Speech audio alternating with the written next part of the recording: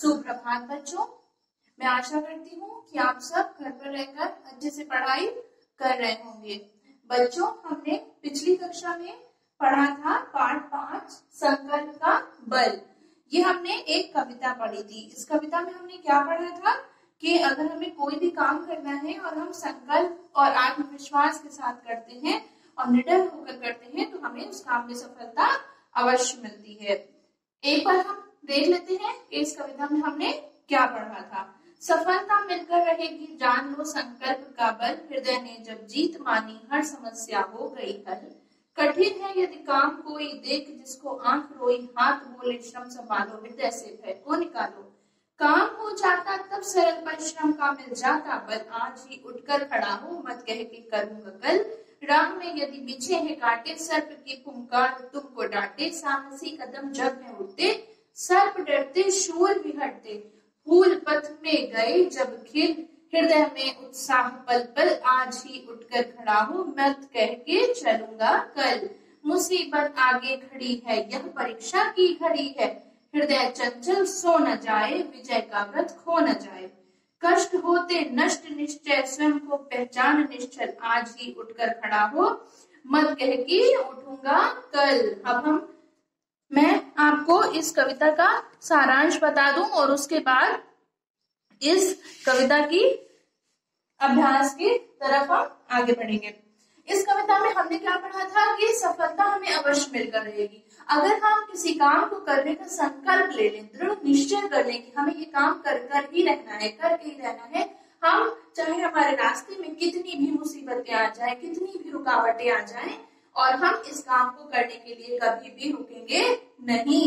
तब हमारे साथ क्या होता है, अगर हम आत्मविश्वास के साथ, हमें अपने ऊपर काम को करने के लिए पहले भरोसा होना चाहिए, आत्मविश्वास होना चाहिए कि हम इस काम को आराम से कर लेंगे, तब क्या होता है, हमें आसानी से सफलता मिल जाती है। अगर हम उसी काम को करने से पहले डर जाते हैं कि ये काम कैसे हो पाएगा, ये काम बहुत कठिन है, तो क्या होता है, उसमें हमें सफलता आसानी से नहीं मिल पाती। और इस कविता में ये भी बताया गया था, मैंने पहले ही बताया था पिछली कक्षा में, कि जब हम किसी कठिन रास्ते की तरफ बढ़ते हैं, जब हम किसी सफलता प्राप्त करने के लिए, अच्छे काम के लिए आगे बढ़ते हैं, तो क्या होता है, हमें हमारे लिए रास्ते में कई तरह की बाधाएं, कई तरह के कष्ट हमें झेलने पड़ते हैं। इसलिए कि कभी भी सफलता आसानी से नहीं मिल जाती। दुनिया में जितने भी सफल व्यक्ति हुए हैं, उनको कभी भी आसानी से सफलता नहीं मिली। और क्या हुआ, उन्हें बहुत सारे कठिन रास्तों से गुजरना पड़ा, तब कहीं जाकर उन्हें सफलता मिल पाई। ठीक उसी तरह हमें भी, अगर हम किसी काम को करने का दृढ़ निश्चय करते हैं, संकल्प करते हैं, तो हमें बिल्कुल आत्मविश्वास के साथ, निडरता के साथ संकल्प कर लेना चाहिए कि हम इस काम को करके रहेंगे, और जब तक हमारा काम पूरा नहीं हो जाएगा, पूरी ईमानदारी और निष्ठा के साथ, लगन के साथ, जब तक मेरा ये काम पूरा नहीं हो जाएगा, तब तक हम पीछे नहीं हटेंगे। और इसमें ये भी बताया गया था कि जब हम कोई काम करने के लिए आगे बढ़ते हैं तो हमें ऐसा लगता है कि शायद हम इस काम को नहीं कर पाएंगे, और वो हमारे लिए परीक्षा की घड़ी होती है। जब वो परीक्षा की घड़ी होती है और उसके बाद उसमें भी अगर हम हार ना माने, तो क्या है कि हमारा हृदय चंचल होता है, और अगर हम हार मान जाते हैं तो हम चुपचाप बैठ जाएंगे। लेकिन अगर हम हार ना मानते हुए बिल्कुल निडरता के साथ काम को करते रहें, आगे बढ़ते रहें, तो क्या होता है, और हमें इतना दृढ़ निश्चय कर लेना चाहिए कि हमें विजय प्राप्त करके ही रहना है, अपने लक्ष्य को प्राप्त करके ही रहना है, चाहे जो हो जाए, लेकिन हम अपने लक्ष्य को प्राप्त करके ही दम लेंगे, रुकेंगे।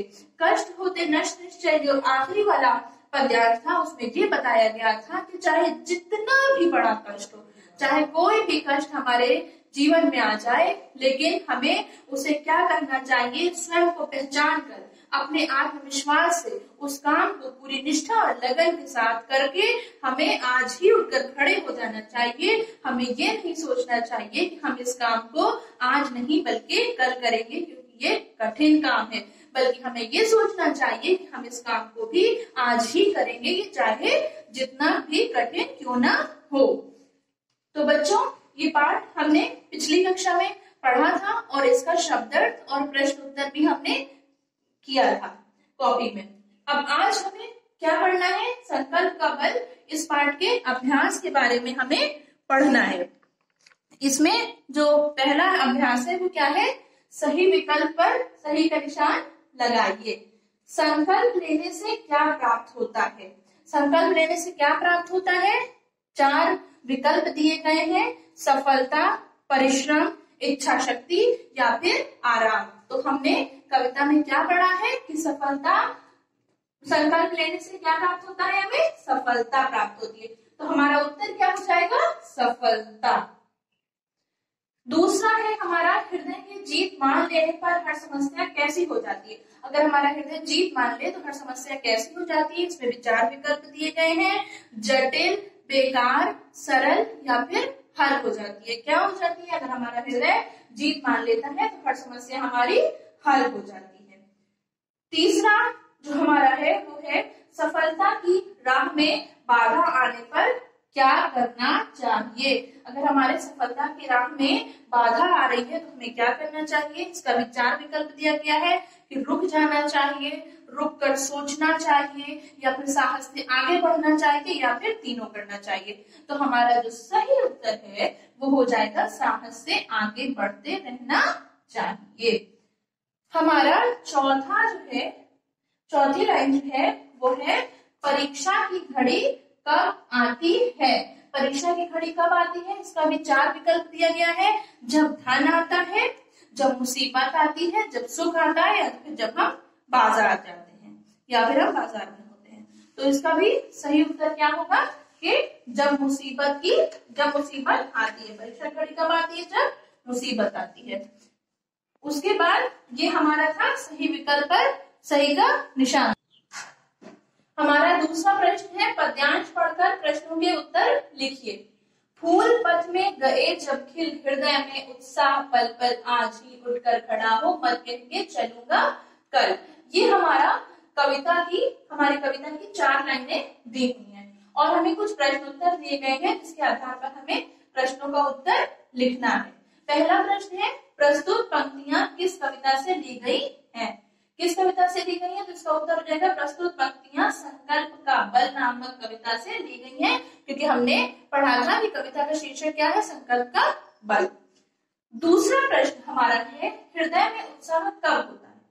हृदय में उत्साह कब होता है इसके बारे में भी हमने कविता में पढ़ा था कि फूल पथ में गए जब खिल, हृदय में उत्साह पल पल। क्या होता है? जब रास्ते में फूल खिल जाते हैं। कहने का तात्पर्य क्या है कि जब रास्ता आसान हो जाता है, जब रास्ता आसान हो जाता है तब हृदय में उत्साह होता है।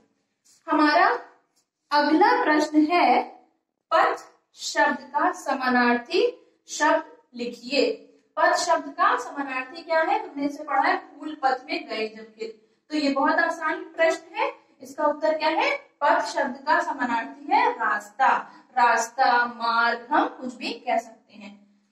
अंतिम हमारा प्रश्न है, उत्साह शब्द का वर्ण विच्छेद कीजिए।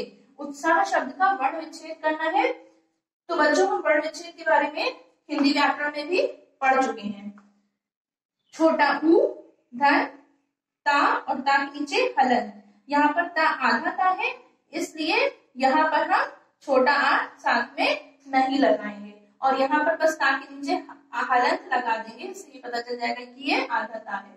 धन सा है तो सा लगाएंगे और उसके नीचे हलंत लगाएंगे। धन सा के साथ क्या है? बड़ा आ की मात्रा है तो बड़ा आ लिखेंगे और उसके बाद फिर अंतिम अक्षर क्या है? हा है। हा लिखेंगे। हमने हा लिखा, हा के नीचे हलंत लगाया और उसके बाद कोई भी शब्द नहीं है, कोई भी मात्रा नहीं है, तो हम इसको ऐसे ही छोड़ देंगे। हा के साथ धन आ लगाकर। तो उत्साह का वर्ण विच्छेद क्या हो जाएगा? छोटा ऊ, धन ता के नीचे हलन, धन सा के नीचे हलन, धन बड़ा आ, धन हा के नीचे हलन, धन छोटा आ। बच्चों, मैं आशा करती हूँ कि आपको ये पाठ समझ में आ गया होगा और आप इसका अभ्यास अच्छे से अपनी बुक में साफ अक्षरों में और साफ राइटिंग में करेंगे।